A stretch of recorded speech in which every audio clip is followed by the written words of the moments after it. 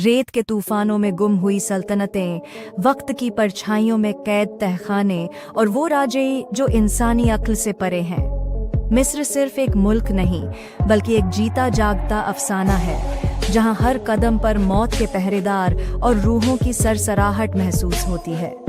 ये जमीन उन बादशाहों की थी जो खुद को खुदा समझते थे। उनके आलीशान महल अब सिर्फ खंडहर रह गए हैं, लेकिन उनकी रूहें अब भी जागती हैं। अगर तुम्हें लगता है कि जादू, शापित मकबरे और अनदेखी ताकतें सिर्फ कहानियों में होती हैं, तो तुमने मिस्र की चीखती रातों को कभी महसूस नहीं किया। यहाँ के पिरामिड सिर्फ पत्थर के ढांचे नहीं, बल्कि खतरनाक पहेलियां हैं, जिनका हर राज जानने वाला या तो गायब हो जाता है या फिर मौत के आगोश में समा जाता है।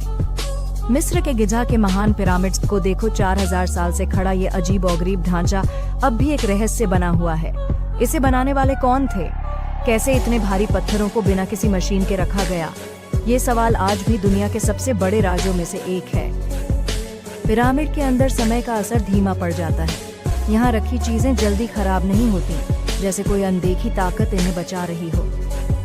इसकी बनावट इतनी सटीक है कि इसके तीनों कोने 3 बड़े सितारों से जुड़ते हैं, जिन्हें देवताओं का घर कहा जाता था। इसकी दीवारों पर अजीबोगरीब चित्र और रहस्यमयी लिपियां मिली हैं, जिन्हें पढ़ते ही इंसान के अंदर अजीब बदलाव आने लगते हैं। लेकिन सबसे डरावनी बात यह है कि ये पिरामिड एक शापित जगह भी मानी जाती है।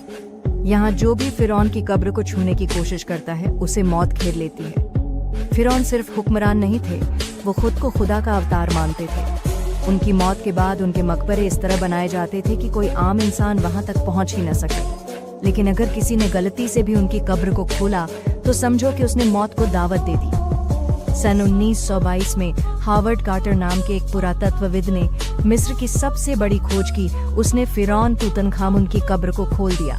लेकिन जैसे ही उसने ये किया, एक एक करके उसकी टीम के लोग मरने लगे।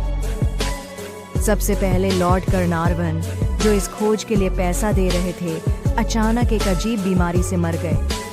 उनकी मौत के दिन पूरे मिस्र में अंधेरा छा गया और काहिरा शहर की सारी बत्तियां खुद ब खुद बुझ गईं। जो भी इस मकबरे में गया, वो कुछ ही महीनों में अजीब हादसों का शिकार हो गया। दीवारों पर लिखा था, जो भी फिरौन की नींद में खलल डालेगा, वो मौत का ग्रास बनेगा। क्या ये सिर्फ इत्तेफाक था या फिर किसी खतरनाक ताकत का असर? मिस्र हमेशा से ही सिर्फ फिरौन और बादशाहों की जमीन नहीं रहा, बल्कि यह काले जादू और रहस्यमयी तंत्रों का भी गढ़ रहा है। कहा जाता है कि मिस्री जादूगर ऐसे तंत्र जानते थे जो इंसान को अमर बना सकते थे।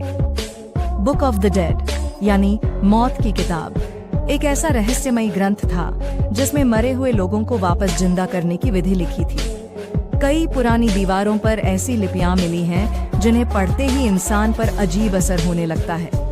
क्या ये सिर्फ अफवाह है या फिर मिस्र आज भी काले जादू का सबसे बड़ा अड्डा है?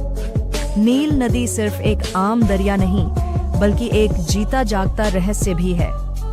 मछुआरों का कहना है कि कई बार इस नदी से अजीब अजीब आवाजें आती हैं, जैसे कोई अनदेखी ताकतें प्राचीन मंत्रों का जाप कर रही हों।